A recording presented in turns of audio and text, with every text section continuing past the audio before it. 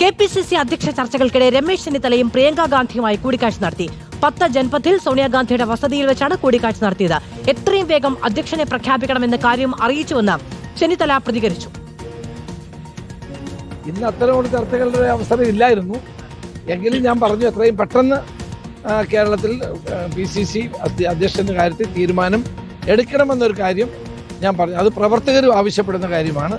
ആ കാര്യം ഞാൻ പറഞ്ഞു. അല്ലാണ്ട് മറ്റ് കാര്യങ്ങളിലേക്കൊന്നും കടന്നിട്ടില്ല. പേരുകളിലേക്ക് പോയി വിശദാംശങ്ങളിലേക്ക് ഞാൻ പോയില്ല.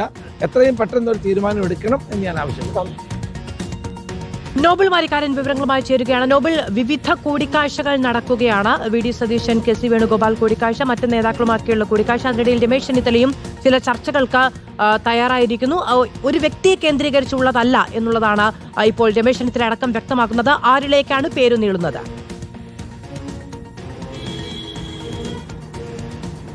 മാധു, എത്രയും വേഗം പുതിയ KPCC അധ്യക്ഷൻ വേണം എന്ന താല്പര്യമാണ് ഇന്നിപ്പോൾ രമേശ് ചെന്നിത്തല രാഹുൽ ഗാന്ധിയും പ്രിയങ്ക ഗാന്ധിയുമായി നടത്തിയ കൂടിക്കാഴ്ചയിൽ ഇന്നിപ്പോൾ വ്യക്തമാക്കിയത്. യഥാർത്ഥത്തിൽ പ്രിയങ്ക ഗാന്ധിയുമായി മാത്രമായിരുന്നു കൂടിക്കാഴ്ച നിശ്ചയിച്ചത്. പക്ഷേ ഇവിടെ എത്തിയപ്പോൾ രാഹുൽ ഗാന്ധിയും വസതിയിൽ ഉണ്ടായിരുന്നു. സോണിയാഗാന്ധിയുടെ 10 ജൻപഥിലെ വസതിയിലായിരുന്നു കൂടിക്കാഴ്ച നടത്തുന്നത്. അതിനുശേഷം രണ്ട് നേതാക്കളുമായി വിശദമായി തന്നെ സംസാരിക്കാൻ, പ്രത്യേകിച്ച് കേരളത്തിലെ സാഹചര്യമൊക്കെ സംസാരിച്ചു എന്നാണ് നമുക്ക് മനസ്സിലാക്കാൻ കഴിയുന്നത്. വിശദമായി ചർച്ച ഉണ്ടായില്ല എന്ന് രമേശ് ചെന്നിത്തല പറയുമ്പോഴും അദ്ദേഹത്തിന്റെ താല്പര്യങ്ങൾ കൃത്യമായി തന്നെ അറിയിച്ചിട്ടുണ്ട് എന്ന് തന്നെയാണ് നമുക്ക് അനുമാനിക്കാൻ. പ്രധാനപ്പെട്ട കാര്യം അദ്ദേഹം പറഞ്ഞത് ഒരു ഫുൾ ടൈം പ്രസിഡന്റ് വേണം എന്നാണ്. നേരത്തെ തന്നെ MLA അല്ലെങ്കിൽ MP-മാരോ അധിഷ്ഠാനത്തേക്ക് വേണ്ട എന്നൊരു നിലപാട് രമേശ് ചെന്നിത്തലയ്ക്ക് ഒപ്പം നിൽക്കുന്ന പല നേതാക്കളും പങ്കുവച്ച സാഹചര്യമുണ്ട്. ആ ഒരു വികാരം അദ്ദേഹം പങ്കുവച്ചൊരു ഫുൾ ടൈം പ്രസിഡന്റ് തന്നെ വേണം എന്ന നിലപാടാണ് അദ്ദേഹം പറഞ്ഞത്. സ്വാഭാവികമായും രമേശ് ചെന്നിത്തലയ്ക്കൊപ്പം ഏറ്റവും അടുത്ത് നിൽക്കുന്ന ഇപ്പോൾ KPCC അധ്യക്ഷ പേരുള്ള നേതാവ് ജോസഫ് വാഴക്കനാണ്. സ്വാഭാവികമായും ഒരു ഫുൾ ടൈം അധ്യക്ഷൻ വേണം എന്ന് രമേശ് ചെന്നിത്തല പറയുമ്പോൾ അദ്ദേഹത്തിന്റെ മനസ്സിൽ ജോസഫ് വാഴക്കൻ ആണ് എന്ന കാര്യത്തിൽ യാതൊരു സംശയവും നമുക്ക് വേണ്ട.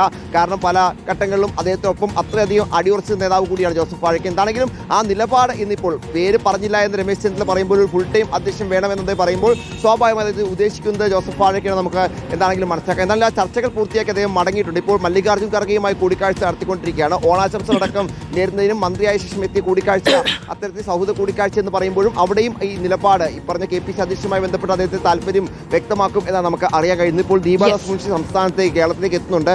ഓണത്തിന് ശേഷം വിശദമായ ചർച്ചകൾ ഇതുമായി ബന്ധപ്പെട്ട് ഉണ്ടാകും എന്ന് വ്യക്തമാണ്. എന്താണെങ്കിലും KPCC അധ്യക്ഷ സ്ഥാനത്തേക്ക് ഇനിയിപ്പോൾ ഈ മാസം തന്നെ ഒരു അധ്യക്ഷ പ്രഖ്യാപിക്കാനുള്ള നീക്കമാണ് ഹൈക്കമാൻഡ് നടത്തുന്നത്. അതിന്റെ പ്രാഥമിക ചർച്ചകൾ തുറന്നു വെച്ചിരിക്കുന്നു. ഇനിയിപ്പോൾ വരുന്ന വിവരങ്ങൾ നൽകിയത്. ഓണം കഴിഞ്ഞാൽ KPCC അധ്യക്ഷന്റെ പ്രഖ്യാപനം ഉണ്ടാകുമെന്ന് തന്നെയാണ് നമുക്ക് മനസ്സിലാക്കാൻ കഴിയുന്നത്. ചർച്ചകൾ അതിന്റെ അന്തിമഘട്ടത്തിലാണ്.